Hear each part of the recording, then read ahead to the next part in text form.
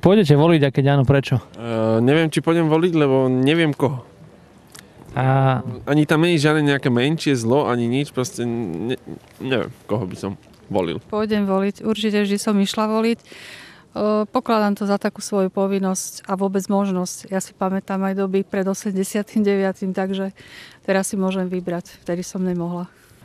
Pôjdem voliť, pretože mi príde nezodpovedné nevoliť, pretože myslím si, že sa oplatí využiť dar 89., že máme túto možnosť voliť a máme široký výber, možno širší, ako by sa patrilo. Takže asi preto. A chcem mať právo potom nadávať na vládu, ktorú tu budeme mať. No, viete čo? Či voliť pôjdem ešte neviem, ale jedno viem, že zbytečné sú celé voľby, radšej nech správa referendum, že jak sa má rozhodnúť po voľbách. Reku, darmo má jeden väčšinu, keď potom sa to zlepí aj teraz. Zlepí sa to na novo, koľko strán a zas to tak dopadne, jak to aj dopadlo. Nič ináč to nebude. No voliť určite pôjdem. A pôjdem voliť práve preto, lebo nie je mi to ľahostajné. keď sa rozhodujete, čo je pre vás dôležité? Skúsenosť so stranou, osobnosť lídra, program, kampaň? Ja myslím, že doteraz je málo politikov, ktorí niečo pekné ukázali. Ja hovorím jedno, že keby bol v politike človek, ktorý by chcel niečo presadiť pre občanov, tak ten by musel odtiaľ odísť. Čítal som programy, nejak ma ani jeden neoslovil, takže skôr sa rozhodnem podľa toho, čo pôjdu voliť asi naši. Predsa asi do toho viac vidia než ja, takže asi skôr tak. Pre mňa je dôležitý program a až to proste nie sú nejaké nové strany, lebo tým ja veľmi nedôverujem. Aj podľa toho, aký je program, akí sú tam ľudia v tej strane, podľa toho, aké mám s tými ľuďmi skúsenosti, prípadne ak aj niekoho z nich osobne poznám, tak podľa toho. Rozhodujem sa podľa toho, že kto ma presvedčil. A určite nie tie strany, ktoré boli volakedy. Aký by mal byť politik, ideálny politik? No, čistý. Čistý v svojich názoroch, čistý v svojich skutkoch. Aby nebol nejako podplatiteľný, aby to, čo slúbil, teda sa snažil pre tých ľudí urobiť. Poctivý. To je priorita číslo 1. Mal by mať dobré úmysly. Nemalo by to byť o tom, že chcem niečo pre seba, ale chcem niečo pre štát, pre ľudí a tak ďalej. A práve tam je ten kameň úrazu u nás. No v prvom rade by mal žiť s ľuďmi a chodiť medzi ľudí a brať do úvahy tú skutočnosť, aká je. Neskorumpovaný, rozumný, nemal by byť populista. Asi tak. A mal by trochu myslieť aj na ľudí, teda nie na svojich ľudí, ale na ľudí v tejto krajine. Čo by mu nezáležalo na vačku, naplniť si vaček, čím viac penazí získať pre seba, ale by mu malo získať na ľudoch, by malo záležať na ľudoch.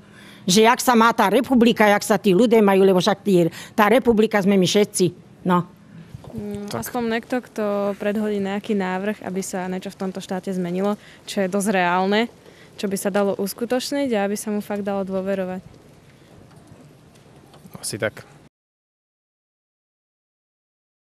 Bez ohľadu na to, ku komu máte blízko, páči sa vám kampaň nejakej strany, alebo naopak nepáči sa? Ja kampane nesledujem. A mne sa páčia tie plagáty SDKU, kde sú tie kábliky červený a modrý, ktorý prestrihneme a tak. Nesledovala som kampane. Práve že nie. Keby sa mi páčilo, tak by som vedel, koho mám ísť voliť, ale tým, že není tam koho nejakého extra, nemám nejakého, takže podľa mňa sa nedá. Páči sa mi celkom SDKU. Keď mám pravdu povedať, môžem povedať, že aj Most Hit celkom ma zaujala a to je asi tak všetko moc. Z tých, čo sa mi nepáči, určite viem povedať, veľmi sa mi nepáči kampaň Roberta Fica, ktorá je príliš agresívna podľa mňa, ktorá je postavená na nenávisti a na inom spôsobe lákania voličov. Neviem, z tento rok som celkovo dosť sklamaný asi zo všetkých kampaní. Najviac je mi nesympatická asi kampaň strany 99%, keďže čo môžeme asi čakať od strany, ktorá už v kampani klame a podvádza, čo asi budú robiť, keď sa dostanú do parlamentu. Myslíte si, že Slovensko má pomáhať Grécku? Myslím si, že nie. Úprimne povedané. Pretože oni mali také výhody, aké my tu nemáme a my robíme poctivo. platíme si dane a prečo by nemali platiť? Ja to mali myslieť predtým, si myslím. Nie. Prečo by nemohli oni pomôcť nám? Nie. Čítal som nejaké štatistiky, je to možné, ale myslím si, že nie. Prečo nie? Nemáme, jak Grécko, 13. 14. plat, nemáme dôchodky 1300 eurové, a takže myslím si, že nedopadneme jak Gréci. Nemá. Prečo nie? Myslím si, že máme najprv sa my vyhrabať z toho. Netreba dávať ľuďom takým, ktorí si nevážia, nerobia preto nič, aby im bolo lepšie. Ale čakať s otvorenými vreckami, akože nech mi niekto pomôže. Nikdy som tak nežila, ani tak neučím svoje deti a myslím si, že to nie je správne, že niekto čaká na našu pomoc. Slovensko má pomáhať nám.